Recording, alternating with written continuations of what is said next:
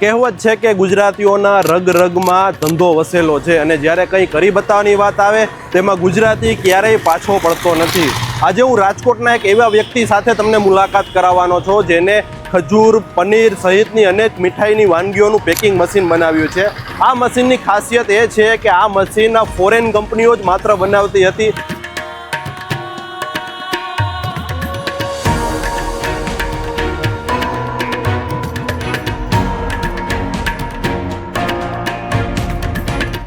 આ એ જ મશીન છે કે જે ઇન્ડિયામાં પહેલી વાર બનાવવામાં આવ્યું છે. તેની આપણે ડિટેલ્સ લઈએ. પહેલાં તો હરેશભાઈ, આ મશીનનું નામ કયો લોકોને, કે નામ શું આ મશીનનું છે? આ થર્મોફોર્મિંગ વેક્યુમ પેકિંગ મશીન છે ને ઇન્ડિયામાં પહેલું બન્યું હતું. અત્યારે પહેલું છે જ. પહેલો તો પ્રશ્ન હું આપને એમ કહીશ કે આપને વિચાર કેવી રીતે આવ્યો કે જે ઇન્ડિયામાં મશીન બનતું જ નહોતું એ આપણે બનાવવાનો વિચાર કર્યો? એકચ્યુઅલ અમે સેમ આ પેકિંગ ફિલ્ડમાં હતા. એક ટાઈમ મારી પાસે એવી ચેલેન્જ આવી કે આ મશીન ઇન્ડિયામાં બનવું ઇમ્પોસિબલ છે.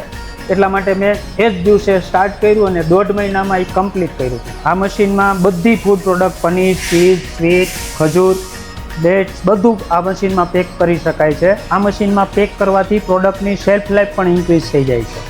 આ ઇન્ડિયામાં મશીન બનેલું છે. ફોરેન કન્ટ્રીના પ્રાઇસથી ઓલમોસ્ટ હાફ પ્રાઇસમાં આ મશીન અમે સેલ કરીએ છીએ. તો મારે તમને પૂછવું છે, આ મશીન મેન્યુફેક્ચરિંગ કેવી રીતે થાય છે? સૌથી પહેલાં અમારા મશીનનું બોડી બને છે. બોડી બન્યા પછી બધી જ પાર્ટ એસેમ્બલી થાય છે. રોલ એસેમ્બલી છે, પાછળ રોલ એસેમ્બલી છે, પેનલ એસેમ્બલી છે, કટિંગ છે, બધું કમ્પ્લીટ આખું ફિટિંગ થાય છે.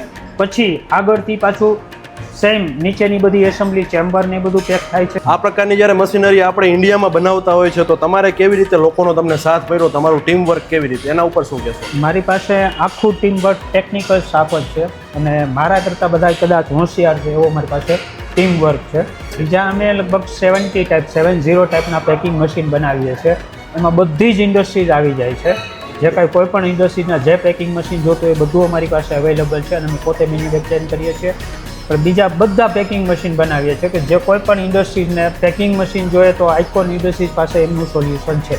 તમે જોયું કે જે મશીન આખા ઇન્ડિયામાં કોઈ ના બનાવી શક્યું તે આપણા રાજકોટના હરેશભાઈ બનાવી બતાવ્યું. જે લાખો કરોડોનું મશીન મળતું હતું ફોરેન કંપનીની અંદર, તે હવે ઇન્ડિયામાં અવેલેબલ હરેશભાઈ આપણા રાજકોટના જે છે તેને કરી બતાવ્યું છે. તો આવા જ ઇન્ફોર્મેટિવ વિડીયો જોવા માટે વોઇસ ઓફ ડેના ડિજિટલ પ્લેટફોર્મને આજે જ ફોલો કરી લો.